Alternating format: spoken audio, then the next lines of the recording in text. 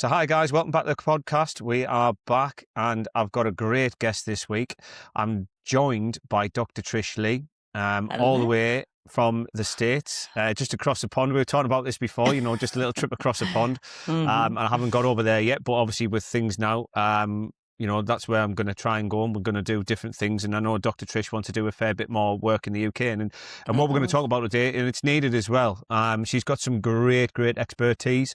So from this conversation that we had, I hope a lot of you go away with it. If you know somebody that's struggling in this area, that can really come on board and help, and obviously put them in Dr. Trish Lee's way, because I think, the title sums it up today: Wired Wrong. And, we're gonna explore this quite definitively today. So yeah. Dr. Trish, you might as well give us a bit of your background so everybody knows who you are and where, and I'll leave that in your capable hands, because you're, the best Yeah, person to talk sounds about great. yourself. Yeah, sounds great.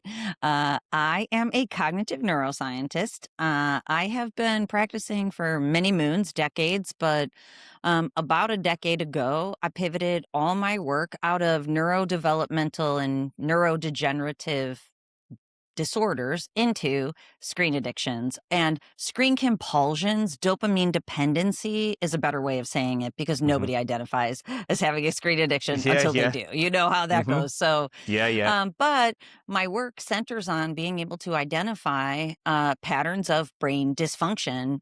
People's brains are becoming miswired or wired wrong.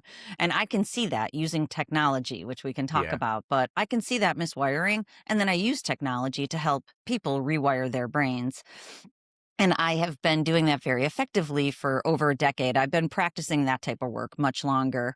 I Mhm. now have a best-selling book. It's called Mind Over Explicit Matter. It focuses on pornography addiction and regaining intimacy, because sexual arousal dysfunction is plaguing millions Yeah. of men all over the world. And Hmm. many of them are not sharing that with anybody and are really trying to figure it out in silence. So I would love to dive into that, because I help people rewire their brains in the intimacy department. And honestly, my goal here is relationships. It's Yeah. always self-actualization for each person. I've been, my professional career kind of tracked in the same avenue of personal development for me. And Hmm. then they crossed over a long time ago. But I really want people to become the best versions of themselves by formulating identity from the inside out. And the algorithm is hijacking that. And then be able to have the relationships that they want. So that Yeah. is my ultimate goal. No, I mean, that's incredible, and it, the niche that you have within this expertise is fantastic, because there's a lot of men out there that don't understand why they've got erectile dysfunction. And it hmm was funny, I was talking to somebody the other week in the gym, and we were having the conversation. He said, "Look, I've been to get my testosterone checked." And I says, "Why?" I said, what was the reason for that?" He said, "Well, I wasn't growing muscle. I couldn't do this. I couldn't do other things." And he said, "Then I've having performance issues in the bedroom." And I was like, "Okay." hmm And we'd spoke the other week, and I was like, "Wow, okay, let's see where this goes." And he said, "I'd had a conversation with the doctor, and they'd done my bloods, and they'd come back that everything was fine. My testosterone was hmm normal, all these things." And he was like, "But I just can't seem to just like get aroused." And I was like, "Okay." And he was like, but he couldn't say any more. And he was like, the doctor then said to me, it was like, it was in my mind. He said, I needed to have like some sort of therapy to get myself back, or stop telling yourself you're not able to do that. And I was like, wow. So that was Yes. last week. So obviously I'd Yeah. had a Yeah, conversation with somebody in the gym. so many people are told that it's just performance anxiety. And honestly, I have a couple soapboxes. That's one of them, just so you know, Yeah. is that, you have a person who has a true neurological disorder. It is a neurological disorder, but Hmm. it's behaviorally induced. So, a Yeah. lot of urologists, a lot of primary care physicians, therapists, they don't know about this. So most of the clients that I work with, they come to me after, they convince themselves it's physiological, but Yeah. they go to their doctor and everything checks out. And then they're like, maybe, maybe that lady I saw on YouTube, I have a big Yeah. YouTube channel, or a fairly big one, where I talk about this Yeah. all the time. Maybe that lady is right. And people call me all the time and they say, I believe you. And I'm like, you don't have to believe me. You just have to understand. And that is Yeah. really my goal, is that people understand the mechanisms. Yeah. And just to let you know too, I've been married for 25 years and I have 5 children. I have a Yeah. stepson also. So there's 6 kids in total, so, like, I pride myself on also walking the walk, which isn't Yeah. always, the easiest thing Yeah, to do, yeah, it's especially not when always you have easy. 5 kids, so, I'm Yeah, co-regulating my children who now are moving into young adults. We talk about pornography, we talk about masturbation, not all the yeah. time, but it's Yeah, become yeah. demystified, and it's no longer a thing where, trying to help these kids grow up in a healthy way in terms of their screens, but also their behaviors. Yeah, 100%. And this is the thing, and I've said this to you before, like we had a chat before, and I've said, you know, we all have to have open and honest conversations. When we have them with ourselves or with somebody Mhm. that we're close to, we feel better. And it's kind of like it's always that dopamine hit constantly all the time that we're looking for. And sometimes people can't get that dopamine hit because they're looking in the Yep. wrong areas for it when they need to have that conversation and come out and actually be seen and felt. And you say Mhm. that screen time, it's that, what's Mhm. that screen time doing to these people all the time? Mhm. What's it doing to you? How do you feel when you Mhm. come off it? Because I guarantee a lot of the time, Mhm. you're not happy with the screen time that you've got all the time. Yep, and it's a major distortion. So I'd Mm. love to, maybe focus on a few words throughout our conversation so that Yeah, yeah, people of can course. have this takeaway. So later on when they're on their screen and they feel this massive high, this artificial, artificially induced good feelings, the vast majority of the time that feeling is distorting the way that you should feel in your real life. That's the hijack Yeah, that happens through very high levels of dopamine. So you may feel, completely aroused by pornography, but then now you try to have intimacy with your partner and you can't. That's the distortion. Your brain's looking for these very high levels of stimulation, which, I always joke that yeah, pornography is a level 20 on a 1 to 10 scale and your partner is an 8 on a good day, right? yeah. Maybe a Yeah, 9, yeah, a yeah, 4 yeah. on a rough day, so right? So Yeah, that's just the reality, and the gap now you're trying to close is anywhere between, a 9 and a 16-point gap, so that is what's happening in the brain. yeah. And it's a big, big gap because people are like, they're looking for an answer that they can't find. They're looking Mhm, to untap into something that they're not so sure. mhm, And there's that land of fantasy because pornography mhm, is a fantasy place. mhm, It's the perfect situation. It's the perfect this, that, and the mhm, other because mhm, that's what they're going for. And when you're at home mhm, with that person, then it's not. Or even when you're trying to do it yourself, it's like, well, no, because it's not there. You're not aroused. That dopamine isn't hitting you where it should do. yep, And there is a big thing on screen times. And we alluded to this before, and I've said like I'm a big believer in sort of what we've done with our VPN laws here. That now you mhm, need a VPN to go watch pornographic images, see that videos, all the rest of it, so that we're protecting the younger generation because mhm, we should be doing that. Like for me, so they don't then get to a point where they are 16, 18-year old having intimacy issues. They shouldn't have it at that mhm. age because their brain should be young, free, happy and healthy to go out and go do all these things and to be able to have a normal loving relationship. How much Mhm, have you mhm. seen from your work that there's a big emphasis on the age ranges? Is there a specific age range where you see it more, or is it just, Yeah, well, generalized? it's yeah, no, it's for me, I work with clients of all ages. Yeah. Actually, my current the most mature client I've ever had is 87. He's still Wow. and I have a few 80-year-olds in Right. play. Okay. So, I love it because some of them, their wives are making them once they find out about the pornography, which is so cute, right? I'm like, yes, you go get on the same page in your relationship. That should never end, right? Yeah. Yeah. But we know that the numbers are trending downward. Hmm. And, it does go back to kids have phones in their pocket. So now Yeah. many people I talk to, it's 6 years old, it's 8 years old. The average is 8 years old, which did trend down from the 10, 11 year. Yeah. Um, kids have phones in their pocket and they don't even mean to. They stumble upon it. But even though they've Yeah. stumbled upon it, their brain gets that rush of dopamine. And we know that then the brain changes how much dopamine it needs to feel the same rush within the first exposure, but the second for sure. In the first exposure, it's changed. The second, those higher levels of dopamine are reinforced. Mm. And, I call that the seeds of addiction because they're planted at that age. And then if you follow me for 1 second, it's not difficult to understand. Brains are supposed to develop in a healthy way Yeah. using healthy neural pathways up until the age of 28 for young men. It's 25 Hmm. for young women. They develop earlier. But if Yeah. those seeds were planted at the age of 8, we'll just say it's 20 years of maladaptation if you go back to watering those seeds, which many people do. So Yeah. if you've been consuming pornography, it doesn't have to be 8, it can be 12, it can be 14, it can be 15. It's still Yeah. a decade or 2 decades of maladaptation, Hmm. distortion. Like I just said, those neural pathways are developed in an unhealthy way. And that's what I can see in people's brains using technology. Yeah. I mean, it's shocking. Mhm. I love Australia for their big stance they took, around for their young people. And you Mhm. can't have Facebook, you can't have Instagram, you can't have all these things and you can't have TikTok and any social media platform. And I think that's fantastic, because then that's stopping the younger generation from seeing this, which is then Mhm. leads to a lot less mental health issues. It leads to a lot of less dependency. They're going to have more trust, openness in themselves to have these better relationships. Mhm. Is what they need, because they're not being bombarded by the algorithm that's pushing Mhm. them dramatically all the time in Mhm. this ever-changing, crazy world that we live in, because it's only going to get more fast-paced. I mean, if I look back, I'm 38 now. If I look back 20 years ago when I was 18, you Mhm. go, wow, Yeah. that's come on a long way since then. And I Mhm. know where we were to where we are now. And I look at that and go, my kids will go, okay, screen time we need to cut.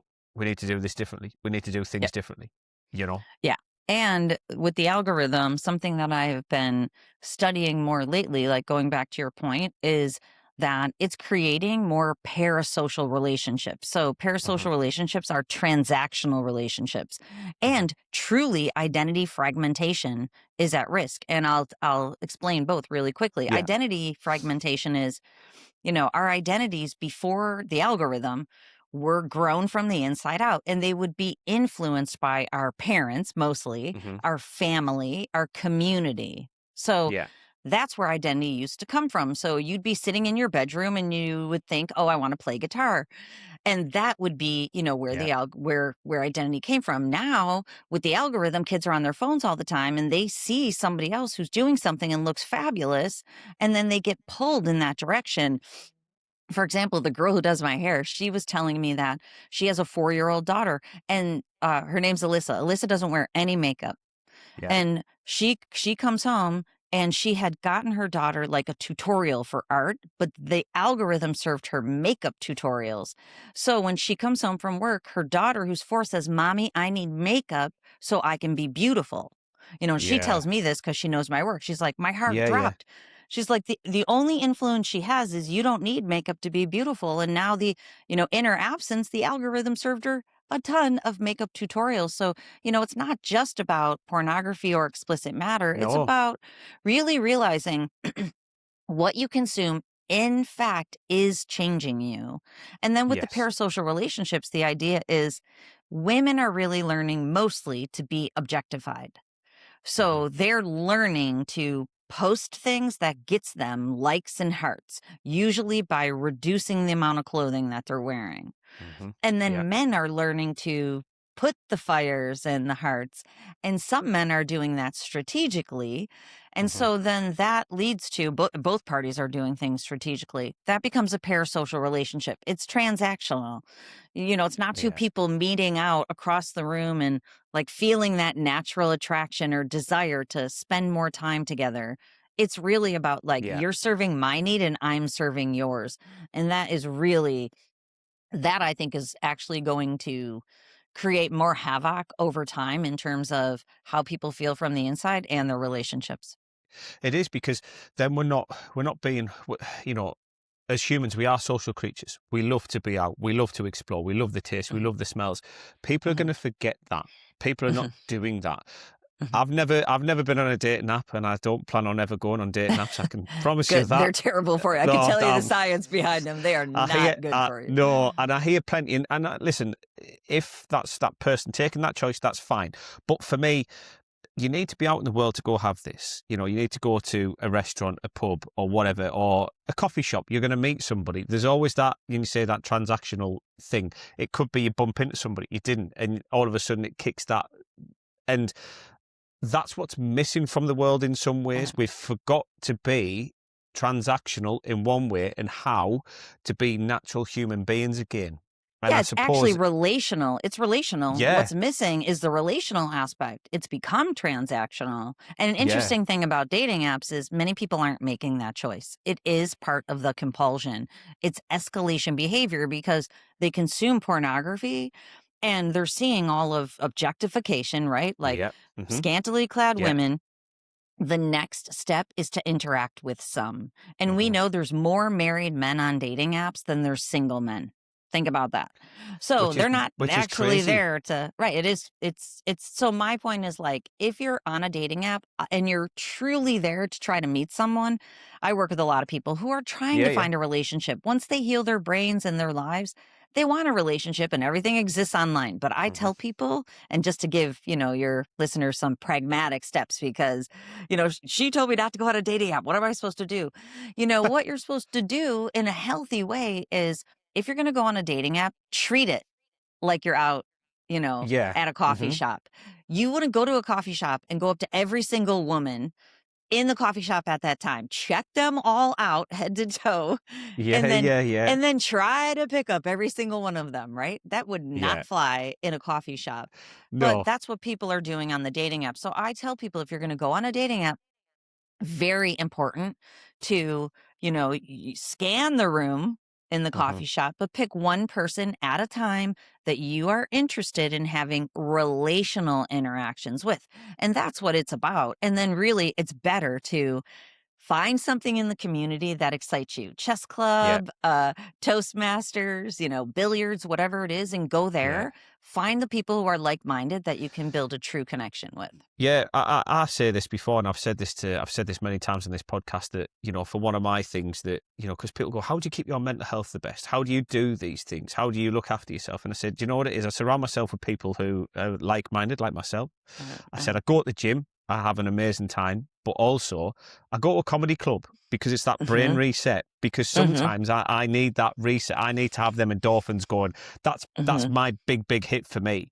I And it's love it. nice to be in Yeah. a room, yeah, and you're in a room with people that are in the same mindset, and it is, you Yeah. just forget all sense of it, and that's kind of like, if life gets too tough for me, that's my go-to reset, because I just Mhm, think, right, okay, I can have a massive endorphin hit, feel mm, amazing, and then go, right, yep, okay, that's that reset. And I suppose that's what people realistically need to find. They've got to they get do. that Yeah. that reset for that rewire to take them on to that next part. And Yeah, and uh, and to look forward to it in their real life. I hang out with my best friends. There's 6 of us who hang out all the time. 8. We have another couple that is with us yeah, most of the time. We hang out at least one day every weekend. yeah, And we just know we're gonna have time to just let our hair down and just yeah, chill. We usually do something very relaxing, but like calm, but together. The Kentucky Derby is this weekend. Like we already okay, planned our Kentucky Derby party, and then everybody gets dressed up and we yeah, wear the nice, fascinators and the hats. Like we're just going to our friend's house.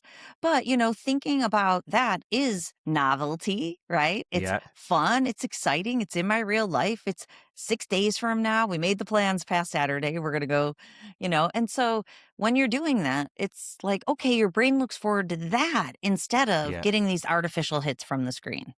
yeah. What do But you that takes also? intention.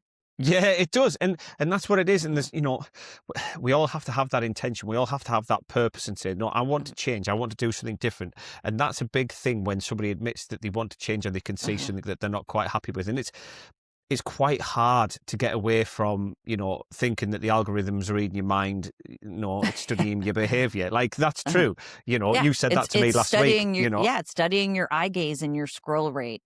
And Yeah, then, beware, that's what it's doing because, when you're served the same thing and then the next thing that's a little bit higher, it just yeah, read your behavior and it is keeping you hooked. And yeah, the reason I want people to know this is you become really empowered when you feel used by the algorithm. They're yeah, using you. It's an attention economy is the way that everyone's talking about it now. If they can grab your attention, eventually They're gonna Yeah. hook you in and sell you something and keep you there Yeah. for so, it's an attention Yeah. economy, and I'm very careful with my attention. I make sure that it serves me. And if I could Yeah. just go back to something for 1 second, I was talking about self-actualization at the beginning. That literally Yeah. that is my mission. Yeah. Yeah. And I know that's a big word, but to speak to what you just said about, if you're forming a new identity, I just want to, call out the elephant in the room. That is very difficult. To become a Yeah. new version of yourself, you have to set the GPS to that. Hmm. And then you have to Yeah. take steps every single day, and it's not going to feel easy. You're No. literally leaving. It's like a butterfly, right? The caterpillar's in the chrysalis and it's becoming a butterfly. That's a very difficult transition. And many people think, oh, I'm going to lose weight or I'm going to get fit or I'm going to step away from the screens. If you feel uncomfortable, it's imperative that you get comfortable feeling uncomfortable because comfort is what keeps you hooked. It does, and this is, and I'm a big thing within the coaching when I say this to people.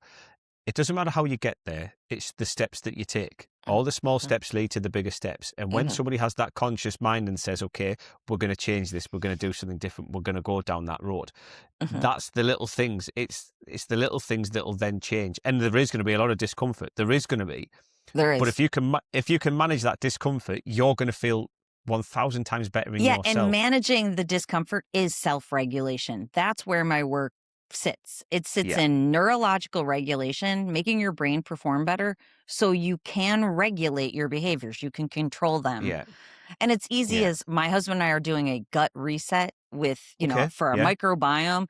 Yeah. And so basically, it's like you don't eat the carbs that you would normally eat. Yeah. So, we always eat chicken and vegetables, but, a lot of times it would be pasta. So now there's no Yeah. pasta. There's like this empty feeling. Where's the little, it's not even a lot of pasta I eat, but it's like, where's that little pasta? There is none. There might be a sweet potato if we're lucky, but then that discomfort allows me to know I am creating a better microbiome because if I keep doing the same thing, I'm not going to Yeah. get a new result. So when you anchor into that, you It's feel empowered about it. you do, and we say the screen time and the algorithm things, and it's not classified as addiction, but it is there. If we look at, we say this in sobriety. There's people that are doing sobriety, alcohol, nicotine, drugs, all these different things. That's all there. But this is where the narrative is, and a lot of people don't Mhm, realize that it is an addiction now. That mhm, if we term it as something, because a lot of people say, well, is it addiction? Isn't it mhm, addiction? It is depending on what you use it and how and what mhm, you use it for, which we know, and that's mhm. one of the things that's come out, hasn't it? Yeah, and if I can speak to that for a second, because most people and the vast majority of men, above 90%, are using the screens in a hypersexual context. Hmm. So, explicit matter, pornography proper, OnlyFans, using social media for dopamine hits from sexual content. TikTok's awful. Hmm. Instagram's lower key, but still, you can get sucked in there. So, the thing I want you to know is that the World Health Organization has classified compulsive sexual behavior disorder. So even though it doesn't name a screen, that is the number one way that that is playing out. Yeah. And it classifies it as a brain dysfunction, which is what I see. So, Yeah. just recognizing, and you said it, why? Why you there?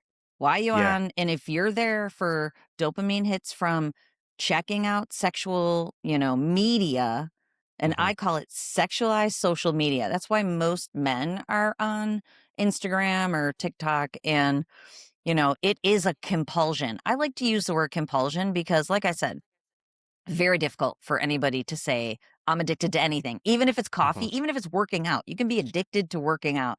But, Yeah. would we call it an addiction? I like compulsion because you can feel that compulsion. Yeah. Like some of the people who I work with who've stepped away from pornography now do hard workouts 2 times a day.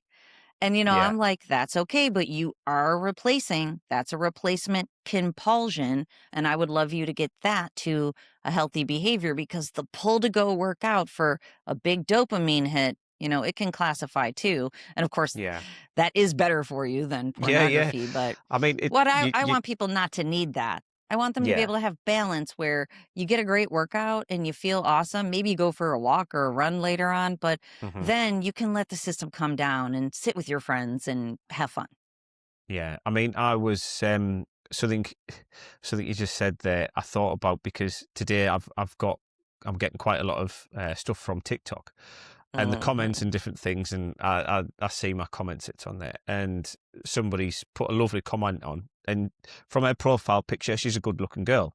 Mhm. And there's a guy that's come underneath going, I really think you're hot, I'd love to take you out. And I'm like, this is that point exactly. And Mhm. it's kind of like, Mhm. wow. And I was like, this is not what this is for, but he's Right. purposely there for that. And that just really got me there when you said Oh, that. Like, that is yeah. a true fact, and it's happening in before my Yeah. eyes, let alone, what you're saying. And this is because, some people might go, well, are they not just talking about this in like it's a load of nonsense? Mhm. It's definitely not, because Yeah. like I can say, You don't that wanna comment is on. see the DMs I get. You Uh, would die. You would literally die. I feel bad for some of the people who work with me because I've become accustomed to it. The first time, which was a decade yeah, ago, I'm like, but, now my heart really aches for those people. Like, yeah, why are you sending me that image or that video? Like, hmm, that is a major distortion within their nervous system. Those are the people who yeah, need me the most. So I am, I'm compassionate to that. But yeah.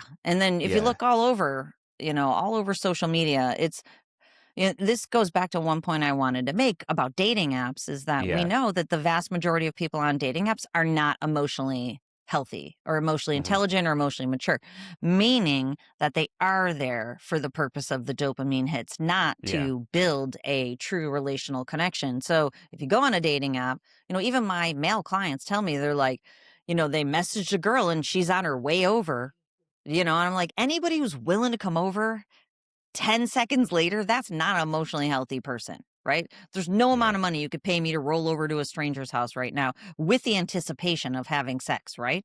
Like, yeah, so you got to be careful there too, because if you're looking for an emotionally healthy partner, that might not be the place to find it. But I do want to say it is more difficult than ever to find emotionally intelligent people because of everything that we're talking about. Because if you go out to the comedy club, there's a lot less people than were there 10 yeah, years ago because everyone's home on their phones. yeah, yeah. It's true. Yeah.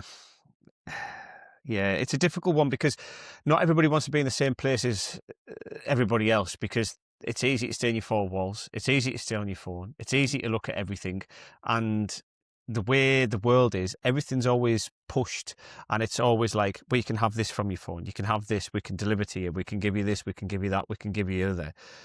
We're And they're all losing. dopamine hits. I want people to Yeah. know anything you don't earn the dopamine. My son and I, we have I founded a nonprofit Right. Okay. organization, which it used to be called Porn Brain Prevention, but it's difficult to get the P word out there more than ever, Yeah. unironically, right? So Yeah. now we're calling it the Supernormal Project. Supernormal means supernormal stimuli. Pornography is at the top, supernormal meaning, that level Yeah. 20 on 1 to 10. Um, but I said to him that I'm like, we should make the tagline earn the dopamine. And he's like, Yeah. that's all right. I'm like, that is awesome. I don't care what you say. Because Yeah. it's true. Anytime you don't earn the dopamine, you're training your brain for instant gratification without any work. And that's Hmm. the opposite of those healthy neural pathways. So DoorDash, Amazon, some of the clients that I work with, they just do all the things on their phone, and there's very little, working for delayed gratification. And then when they do have to work, it's painful for them and they find Yeah. themselves opening a tab because they cannot get through what would be dopamine producing. Your work is supposed to be one of the more dopamine producing. It's not going to hit like pornography, but I'm sure you're like this. Every day I get up so fired up to work. Time Hmm. goes by. I can't believe the whole day's gone because I've only like scratched the surface of what I want to do to contribute. So, got to Yeah. earn the dopamine. I mean, yeah, today for me, and I say this screen time, and I know this from a business point of view, that I'm one of these people that somebody comments on something that I do or put out there, I'm straight away, I want to get back. And it's kind of like, I'm aware of what screen time I do. And you might go, you're getting a dopamine hit. No, because I'm personal and I want to get people and make sure that I understand Mhm, and hear.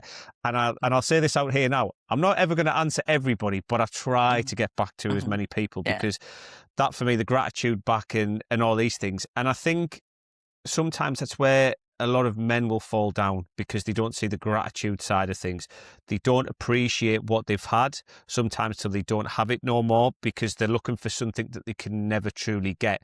And they're in this fantasy land. And the Mhm. fantasy land is it's a big bloody thing that's happening. And, Mhm. I look at this and I look at what I do now, and I've always done it for a long period of time. And as an insight into my world, that and I spoke to you about this last week, saying that Switzerland has a great thing of like where you can be out on a Mm, Sunday, mhm. nothing's open, I love that. everything's I love closed. that. It's only parks, it's coffees, restaurants, all these. So you've got that Mhm. more family time, you've got them more social aspects and all these things.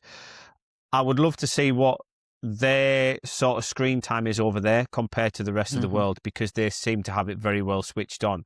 And I It wonder what the mental health rate is there compared to somewhere like the States, somewhere like to the definitely. I think it's UK, always where been it's, higher from my, yeah, recollection. I haven't looked into that. I look at the science all the time, yeah, but my recollection, just because of the value system, it is. It's like what do we value, right? Like, yeah, it's tricky, and like I shared, I have 5 kids, and my husband and I are not always on the same page because financially, yeah. I'm willing to put a lot of money. My daughter jumps horses, the most Hmm. expensive sport known to mankind, Yeah, but she's really good. And I'm like, if I don't invest in her, you know, what's going to happen? She's going to be on her phone all the time. You know what I mean? So yeah. she's really good. And we were at the barn for 4 hours yesterday. I was loving it. I'm like, this is worth every cent. Of course, you have to have the sense, but and my other children, my one son, Seamus, he's 19 now. Hmm. He had the potential for gaming addiction back when he was young,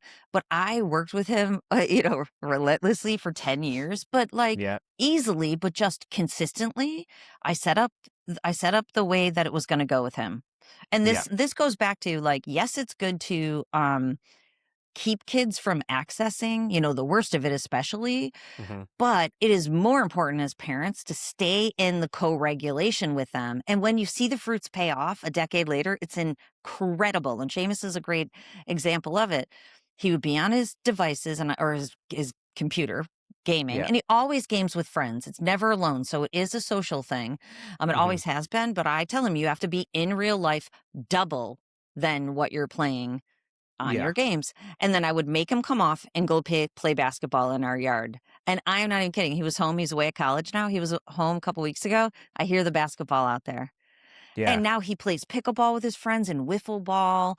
They go to the gym. They have this great routine of like being in life, doing all of these fun things. Then they go eat and then they'll go home and game. And then they'll Yeah. go back out and they still have fun gaming, but it isn't like he would have literally been chained to his chair without me helping him over 10 Yeah. years. I get that because, and I've talked about this before. Like my son's neurodiverse, so obviously, Mhm. and it's really difficult for him sometimes because that's that deep regulation for him. He can switch Mhm. off, but yet Yes. he doesn't see the time that he spends. I'm aware of the Yes. time, Mhm. and it's trying. And I say we like going for walks and all these things, and it's trying to Mm. pull him out of that area, and it's really Mhm. difficult. And I say this for the neurodiverse side because there'll be a lot of parents out there going, okay, this is a new area that we didn't even think of looking on the device Mhm. side of it and all Mhm. these things. And it is worrying because I look at that and go, yeah, my son's 14. He's Mhm. he's not masturbating yet, or he's not really bothered about girls or anything, but there's going to be a Mhm. time where he does. And it's how Mhm. much of that Mhm. screen time he's going to go, no, I still need that screen time. I still need that screen Yep. time. And it's sort of that Mhm. rewire, isn't it? And I Mhm. suppose, And it's yeah, teaching them to regulate, like, and I know it's difficult because I've had to do it with 5 yeah. children where it's not a one-off, it's a process, not an event, and Mm, it's different for every child. And like I told you, um, I pivoted into screen addictions 10 years ago, but all the years before that I won't mention how many, it's a lot of years, I worked primarily in neurodevelopmental delays and disorders. So, yeah. any parent who has a child who's neurodiverse, I completely understand the need to soothe and stimulate. And the screen is one of the easiest, fastest ways that Hmm. kids will go to do that. But it is reinforcing that dysregulation in the brain. So, later on, when they're away from their screen and things are even more challenging, it does go back to the screen. And a lot of times people aren't picking up those breadcrumbs. And it's about like teaching the kids to regulate themselves, which can be difficult. But the more you do it, Yeah. then, when they're 15, 16, 17, that's my point about Seamus is that the only time, like, if he didn't listen to me, we had rules. He'd have to be off his computer by 9 p.m. We had all these Yeah. kind of like guardrails. And if he violated them, he would lose his cord, the Hmm. cord to his computer for 1 week because if he started to try to violate, it was a clear understanding. It's pulling him in. It's compulsion. Because Yeah. normally he can regulate himself, but in the times he couldn't, I always tell the kids, I'm your frontal lobe until you're 28 years old. You can't regulate yourself. And I always say you have to use your devices in a safe and healthy way. And if it crosses over that, then me, your frontal lobe, I swoop in. And I've had to do it many times. Yeah, yeah. I do that with Oscar quite a lot because Mhm, it's kind of like, right, okay, look, we need to change this now. You need to come down. No mhm, screen time, no mhm, eating when you're doing that. mhm, Away, you don't mhm, eat in your room. Do all these things because it's not that healthy attachment. It needs to be that mhm, separate attachment. mhm. There's a difference part Yeah, where we look at it and go, okay, it's needed to where we go. It's you need to disassociate from this now and be in that yeah. real, yeah. And I Yeah, suppose, eh, for the parents that are listening, the greatest gift I could give you is when your child is very young, set a charging station mhm, where they have to put their devices to charge. Get everybody alarm clocks because they will tell you they need it for their alarm. Um, and at a certain time, whatever time, 9 p.m., it depends on the age, of course, of the child. yeah, It yeah, yeah. gets, it gets, later and later, but Yeah. that's when the anticipation is that their phone goes in the charging station. No phones Mhm. in the bedrooms. They will, but if you start it when they're 4, you won't get the backlash. You'll get I'm getting older, but you trying to implement that at 15 and 16, very Yeah. challenging. Yeah. That is the greatest gift. And then you teach your child to regulate. So as they get older, they just inherently put their phone away from Yeah. them. It's very important. Yeah. There's a piece that I put down from our previous conversation. It's, Mhm, young men need to hear. It's about neurology, not mhm, intimacy, and it's mhm, flexibility. And it's mhm, kind of like, they need to see that it's the social boundaries and the social acceptance that they have now that can mhm, take them forward. And we talk about this screen time and the algorithm, but what we're trying to say to them really is look at yourselves. mhm, Who do you want to be? What do you want to achieve? How do you want to get there? How does that want to make you feel inside and have that mhm, normal, regular dopamine hit? mhm. Because realistically, that's what they need. It's what Yeah. they're going to crave for. And it's yeah. And looking at having less screen time, having all these other less facts at them and hitting them from that area, it's that neurological pathway that gets them back to that reset where they need to be. Definitely. And part of my or a very large amount of what I'm trying to share is that all of these little behaviors that I'm suggesting, Hmm. they change the way that your brain operates. Hmm. I work with people when they get to a point they can't use their mind or their body to change their neural pathways because they are neuro-rigidly locked in from, consistency, frequency, intensity, and duration of a behavior. So the idea is, another thing I always tell people is curate your feed. Like, I know Yep. that seems so simple, but if you curate your feed so that it motivates you toward the version of yourself you want to be, and you take out any passive consumption of anything that's going to take you away from your goals of transitioning into that next higher level of yourself, that is so powerful because the frequency of, I really never go on social media, but when I do, it's just for like a motivational quote. And Yeah. when I'll find one motivational quote and I wanna go, like, run 6 miles, you know what I mean? Hmm. Like, Yeah, and then yeah, I wanna, yeah, like, double down, and I'm like, "I got this. I was feeling weak there for a moment, but, the impact in this world, I have got this." That's what my feed does to me. It's not like yeah, boom, boom, boom, like passively checking out whatever the algorithm's throwing in front of me. I'm, like, one and done and back to my life, fired up.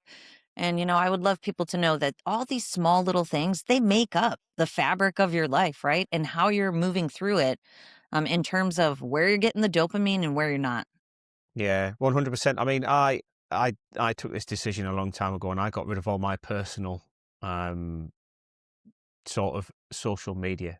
Mhm, And I only have it for the business, and I have it out there to help people. And it's Mhm, more for me to help people and get them where they need to be and all these different things. And, we started off with my sense of humor to get people in that way. And then it's mhm, brought on from that point, it's brought on how they can see me and where we're evolving to now, where the men's mental health app is out next mhm. week, all Yeah, these so different awesome. things. And yeah, and how we're rewiring this system of their Mhm, brains. And this is, mhm, this is the big, big thing that, you know, and I'll always say that a problem shared is a problem halved.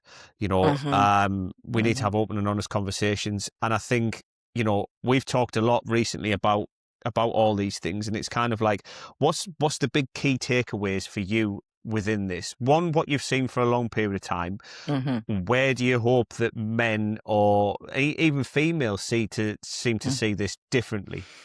Mhm. So I always liken it to the smoking industry, at least in the United Hmm. States. So, back in the day, early 60s, everybody smoked.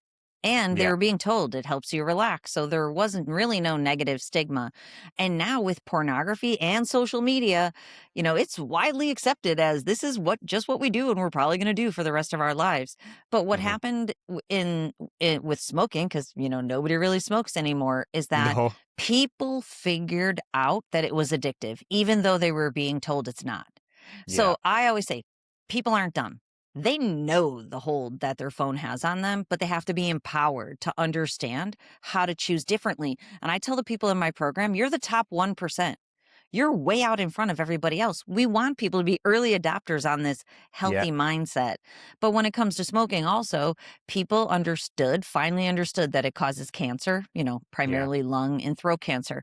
That's why I want Hmm. people to know it's causing the arousal dysfunction you have. If you struggle with ED or any continuum of sexual arousal dysfunction and you consume pornography or sexualized social media, it's part of the problem. It Yeah. is part of the problem. Later on, when you're thinking it's part of the problem for other people, but not for me, it's part of the problem for you too. Yeah. And then the third thing was secondhand smoke. Yeah. People understood this is hurting my kids, even though they don't smoke. Yeah. More than 51% of relationships, and that's of documented right now in divorce, that there's divorces, pornography's part of it. Wow. 51%. It's more than, you know, double the amount of people are getting divorced basically, but we know that's of what's reported. There's a lot more.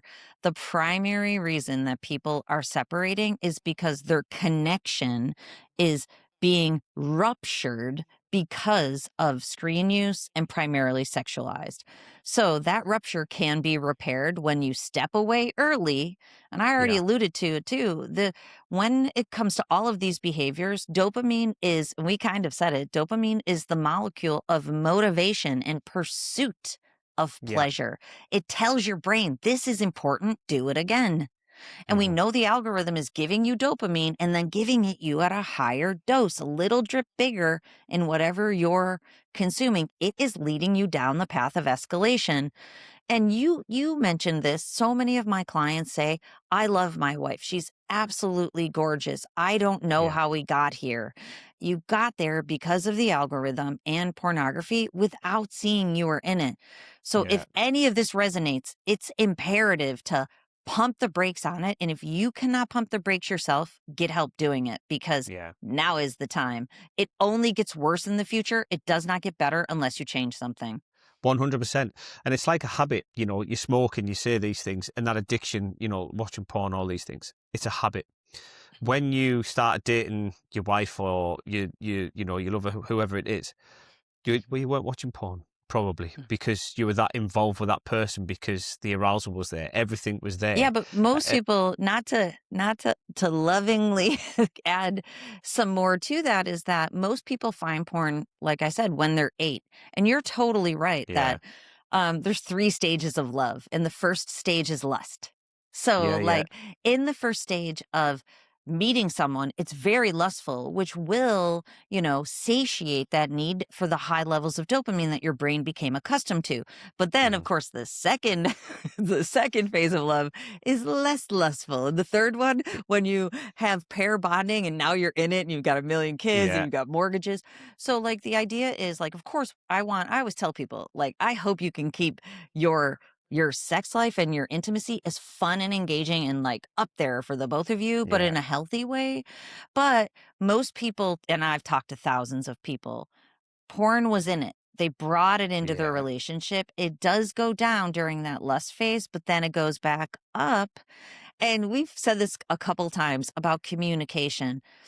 When you communicate about it, it becomes demystified and it becomes a thing that you can work on together because most women don't know about the hypersexual behaviors that their partner is engaged in until they do, which they call a Hmm. D day, discovery day. Yeah. It absolutely ruptures relationships, sometimes beyond repair.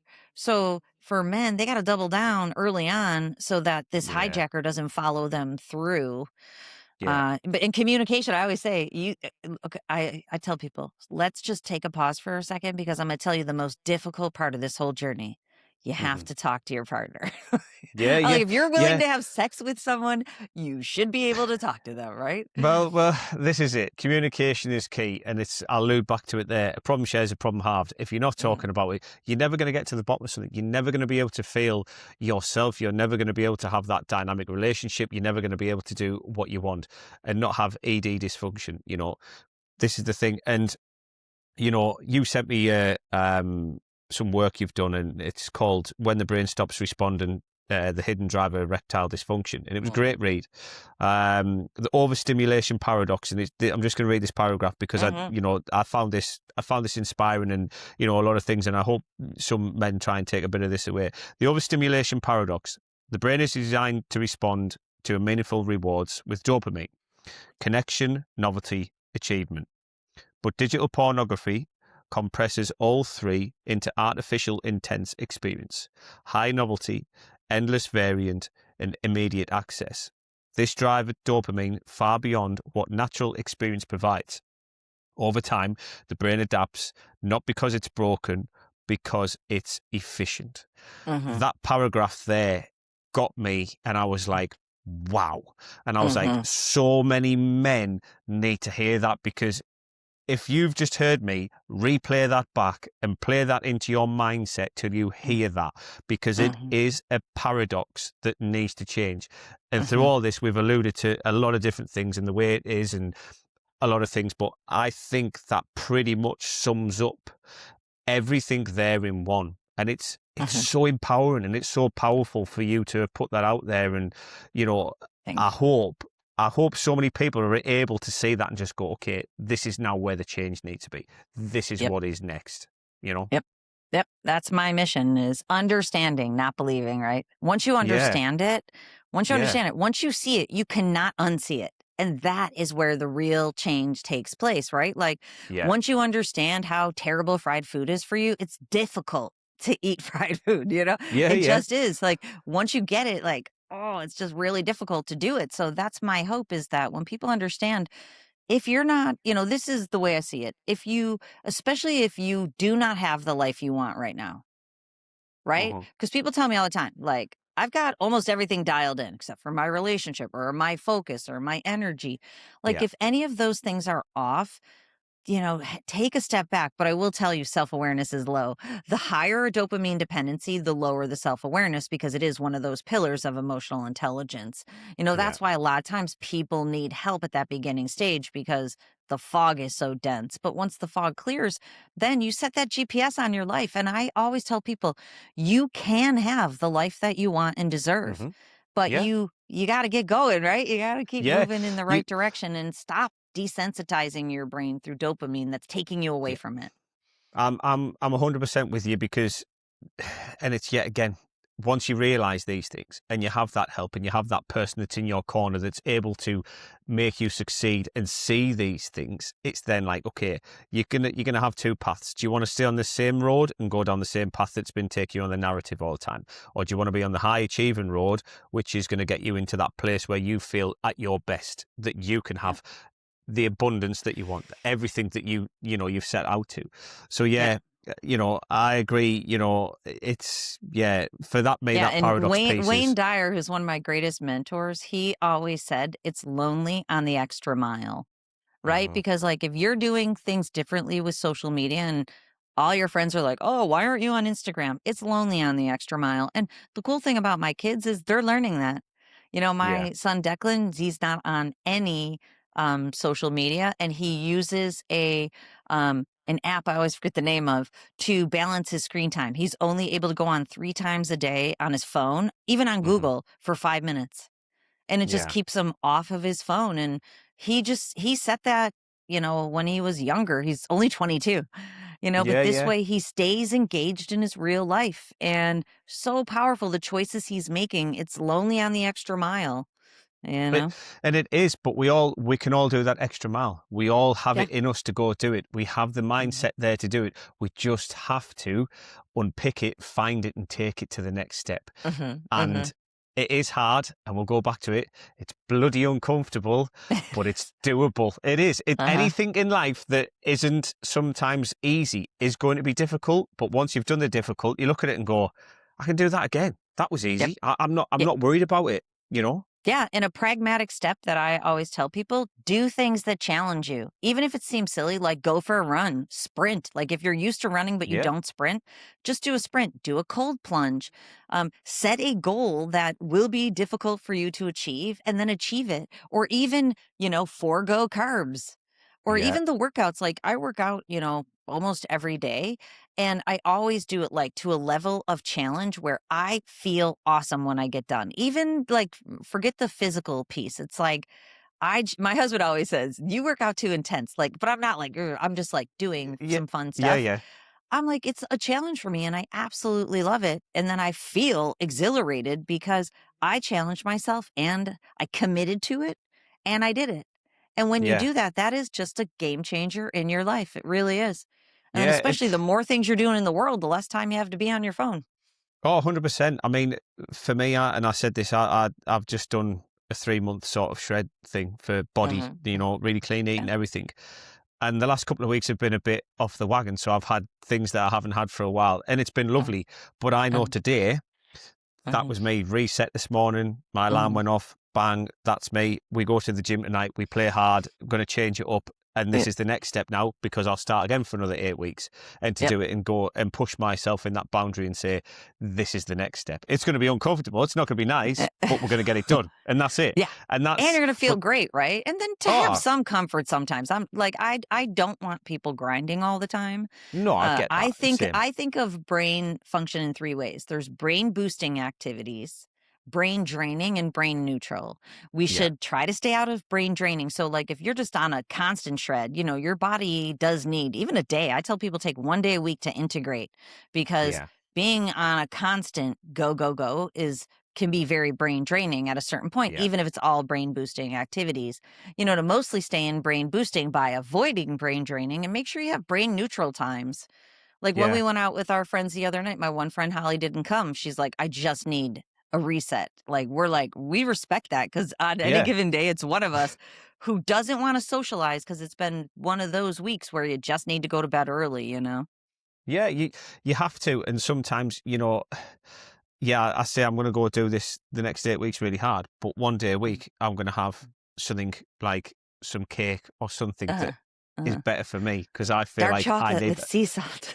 Yeah, just that little, that little treat that you need because Uh, when uh, you're working hard, there is a treat. You can always reward yourself. You've got to reward mhm. yourself for your hard work because if you don't, that's where the dysregulation comes from. That's where the unhappiness comes from, and you Well, never yeah, feel and like you those can are succeed. those are healthy dopamine hits. Like I bought this Yeah. little ring, not that it matters, but it's like a little Tiffany ring. And my friend was saying the other night, she's like, I love your ring. I've taken notice of it a lot. I'm like, thanks. I bought it for myself as a reward when I set a big goal for myself. When I set a big goal, I already know the reward. And then like I'll look to that reward. And a ring's just one little thing, but Hmm. it keeps you going, right? Like you Yeah. remind yourself why you're getting up for 6 months at a time to big goals require like you get the It, satisfaction of achieving it, but it's also like this validation that you've set for yourself. yeah. It's. Do you know what? I've always said this to the kids as long as they've been able to understand this concept. And I said, one day Dad will own a Porsche because it's always been my Mhm, favorite car. So I mhm, said, I will always own one, no matter when. I mhm, said, I don't care if I'm mhm, 50, 60, whenever I mhm, am. I will know that I will do that through my lifetime. And they're like, why? I Yep. said, because I've drove them. I love them. I think they're Uh-huh. amazing. And I just said, Uh-huh. that's my push in life. That's my Yep. achievement. That's my goal. The Uh-huh. same with your Tiffany ring. If we don't have a Uh-huh. small achievement out of something that we want to do, we're never going to achieve anything. And you've got to Yeah, have well, that if little goal to somebody go at. drives through your neighborhood in a black on black on black Range Rover and you can't see who it is because the windows are so tinted, that's me. Because I told my kids, they're like, "Why don't you just buy it now? Like you can." And I'm like, "No," because that is like that. I envision that car once all my kids are grown. I've had to drive Yeah. a Suburban. I have 5 kids, so I've always driven like a huge SUV where they all fit, you know. Yeah. Yeah. And I'm like, no, I'm like, that is my like, I have raised all of these children and everybody's in a purposeful life. I'm like, I Yeah. envision myself driving it like in that season. So like it doesn't serve in this season. I'm like, I'm Yeah. so Yeah. excited for that season and that accomplishment because that is like a 30-year journey of raising 5 children, you know? Like Yeah. That's, I you said I'm know, paying cash for it too. I'm gonna walk in, I'm it- gonna pay cash for it. just bang it straight down and go, I just am. give me I it. said I'm done. Thanks. Yeah. I'm literally gonna negotiate it down like 30 grand by paying cash. You know what I mean? So Yeah. like Yeah. I'm with I've you. got the moment. I've got the moment in my mind, kids. Not it's not about the car Yeah. at all. It's not about the No, car at all. It's about, it's, the it's the achievement journey of and getting there. yeah, uh-huh. Yeah, Hmm. it is 100% because my kid said to me, well, it's only 2 seats we can't fit in. I said, it's not, I'm sorry. And I Uh-huh. love you to It's not bits. I for you. said, but it's not designed for you. I Uh-huh. said, Uh-huh. this is my goal. And I said, you'll have your own goals when you're older to go out and go Yep. achieve. There'll be something that you want to achieve or want to buy or something. And it's nice to have Hmm. that. And I said, when I know I've succeeded and I've done that for what I want to do, my goal, I said, that is my present to myself. And I Yeah. said, And your app is probably a gift to you right now. Like all your hard work and this was born inside your mind, right? Like yeah, yeah, that is part when my book got published, it's published through HarperCollins, which is a major publishing company, but yeah, I had wanted to be an author my whole life. yeah. And my journal's over there. I have this picture of myself. I every year on New Year's Day, I draw this picture. I'm the worst drawer ever. But Okay. like I always put the like my identity over and it always says best-selling author. So, Hmm. when that came true a year ago, that's like I have been not just envisioning it or visualizing it. It's more than that. I've been embodying it. I wrote the whole book before a Yeah. literary agent he reached out to me. Have you ever thought about writing a book? I'm like, as a matter of fact, I have Fact. one written. Like I didn't Yeah. wait for that to come to me. It took me 1 year by myself, and by the time I got the publisher, they got me an editor, which made the book twice as good, just so you know. Yeah. So, but I had the bones of it written in my own time, just as a goal. So then when that came to fruition, it being published, it was like mind-boggling. But if you look back at it, like in a good way, right? But if you look Yeah. back at it, it's like I've been taking the steps to position myself. But I come from a family of 6. Hmm. And my one sister always says how lucky I am, and now I'm just like, "Oh, thank you." But I'm like, "It had nothing to do with luck." Look, I'm like, "You you have have to no put the clue." work in. I got up every single morning super early before my Hmm. brain got filled with work to write that book. I actually hired an editor who I paid a lot of money to go back and forth just to keep me accountable to getting the next part of it done. Hmm. Like, a lot Yeah. went into it. And yeah, Yeah. I'm so lucky. I've been lucky my whole life, but I've been, lucky, but I've been Yeah. setting goals and actually taking the steps to achieve them, even though it's difficult and making And it it, happen. it is. I look back at this, and 6 months ago, I said, right, okay, I had loads of ideas floating around in my head, and I went, right, I need to put these down. And I went away Mhm, and did some research, and I did lots of different things. And I mhm, said, finally, I went to my media director and said, this is where we're going. She was like, what? Well, like, where's this come from? I said, no, this is mm, where we're going. I said, this is mm. the driving force. I'm doing it. We're going. I love that. This time next week on the 5th of May, Mhm. this app will be out and be live. That is That's amazing. Uh-huh. my greatest achievement. Same as your book, and it is, Right. and it's that feeling of going, wow, I've spoken to so many people. I've got a great dev team. We've done loads of steps, loads of Mhm. things. Nothing's ever slowed us down. We've just kept Yep. going. We've just kept pushing harder. And Mhm. somebody goes, how have you done it? I said, because I'm me, and I said, Uh-huh. I have the courage, the emphasis and the drive and the passion to go get it done. The same as you. When Mm-hmm. somebody's got that drive, that passion, that determination, your goals are achievable always in Yeah. life. And Yeah. these things in your direction and how you want to be in life, they are achievable. And it's having that belief in yourself. When you've got Mhm. that, you can achieve great things I know, immensely. and that's the tragic part of the algorithm. It's taking all of that away from people. Yeah. It really is robbing people, and that's what I want people to know. Like, when you get back on your phone, it's slowly robbing you, and you don't see it. That's why I want Mm. you to see it and not unsee it, Yeah. so that you can really take, not huge steps, small steps consistently to Yeah. unlink your brain. Wired wrong to stop the miswiring, rewire your brain back into your life, Yeah. and just the joy is there, right? Like pleasure is actually overrated. Uh, Dopamine is seek and do not find. You will never be satiated hunting down the next high hit of pleasure. Never, right? Yeah. What hits is the joy of delayed gratification and Hmm. knowing that it's actually really important to you. But Yeah. man, when you're caught up in instant gratification, and when it comes to dopamine, what causes erectile dysfunction is, I call it drained brain. People feel Yeah. this. You feel numb, you feel unmotivated. Then you're like, I'm just not motivated. No, your brain is completely depleted from dopamine desensitization. That's why dopamine dependency is so dangerous. It's honestly Yeah. very, very dangerous because of the level of brain dysfunction it causes. So it's Yeah. easy to go get motivated. This can happen for you, but I want people to know that little phone in your back pocket is the thing that is derailing you. You have to control it. You have to, or you won't. Yeah. And that's why So, I like to do deathbed. When anything comes my way on my deathbed, which one will I regret less? Or which one, it's not always about yeah. like Yeah. which one. It's like, okay, if I'm looking back at this experience, like so many people, I've talked to thousands of people who regret where they've gotten because of technology. Yeah. So, which means all the rest of us can make this choice and, not regret that. On your deathbed, you want to regret losing the relationship of your dreams. I hear that from men every week that they can't get that relationship back. Rupture too big, not able to repair. Hmm. Like, no, if you feel that discontention, an interesting thing that happens with men is they think it's their partner because their brains are so distorted from hypersexual content. They think it's their partner. They're like Yeah. their partner's too sensitive or their partner's not attractive. All of these things are substantiated by science too. Attraction Hmm. to your partner goes down, but then they're like, "That's my partner. She's too needy." Like, and again, once the fog clears and the brain's working, so yes, you have to Yeah. believe in yourself. But if you are being derailed by technology and your screen use, it's part of the problem. It's got to be addressed. Yeah. 100%. Yeah. Need to live in the present more. Hmm. Not so much in that phone. Live in the present because it's a Hmm. beautiful place to be. Yeah, and Yeah. like you said, it's fantasy. So come out of unreality. I call it unreality, right? Yeah. Yeah. Why would Yeah. you want to be in 100%. unreality? Why do you want to be I in wouldn't want to be. unreality?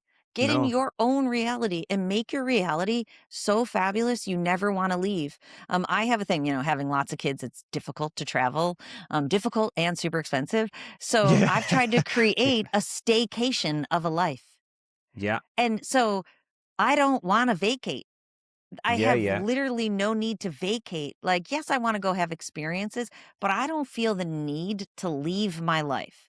So that's why the phone doesn't have the pull on me either, because I'm so jazzed up about all the aspects of my life, my work.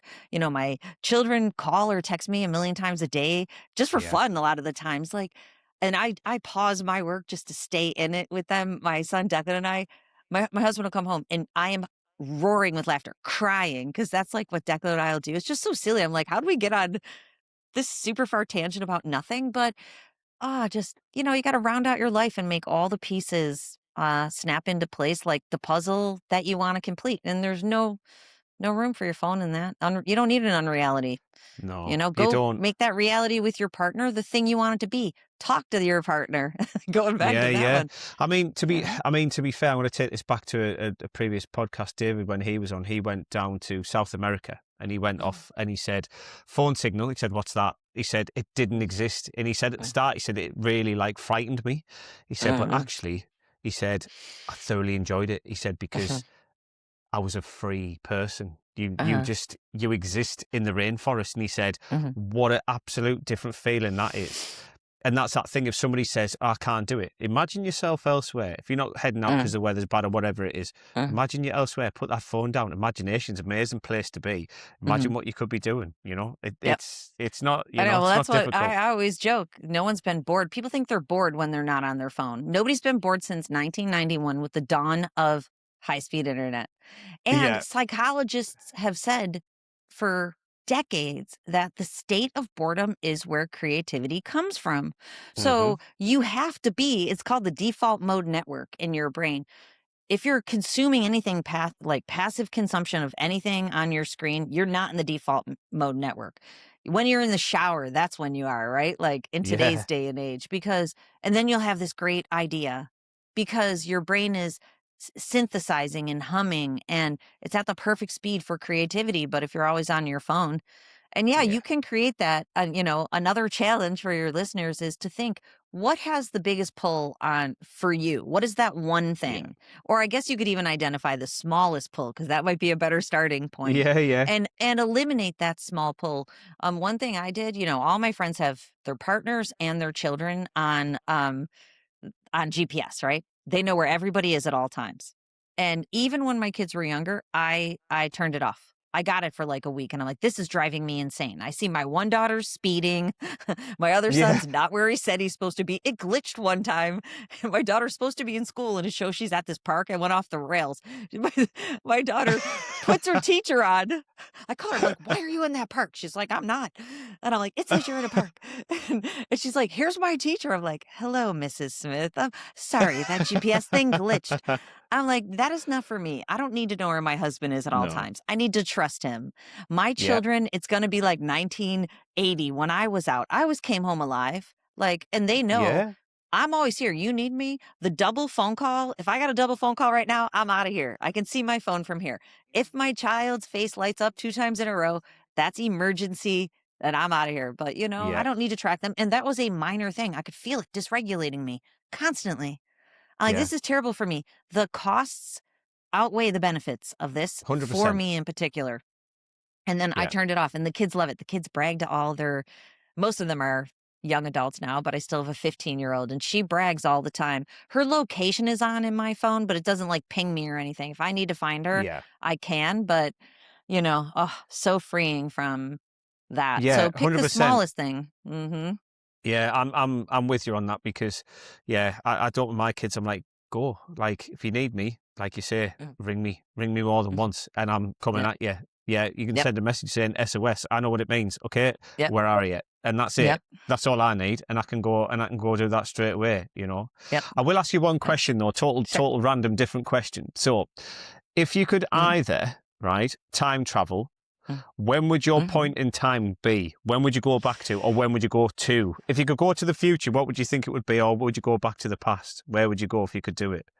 Something. I wouldn't wanna, I've seen all the time travel movies. I don't wanna ruin the continuum, so I'm definitely not going forward, even though I'm intrigued. I'm definitely not going forward because I don't wanna ruin the time-space continuum, as I'm sure you know. But I have often said, and so I'll pick one point, but I have Yeah. often said, I've said this, I wish I could sit with me at every 10-year increment Hmm. for 1 minute. Like, I Yeah. truly wish, and I guess if I always say too that 28 was my best year. It was the most difficult year. And I guess it started the trajectory of difficult years that are the best years ever. Hmm. Like, honestly, I think that's when I made some big changes. I stepped out of my family of origin and claimed my coat as the black sheep, which I now proudly have worn for decades. And now my family has come back. They're like, they think that stepping out was interesting, but fabulous.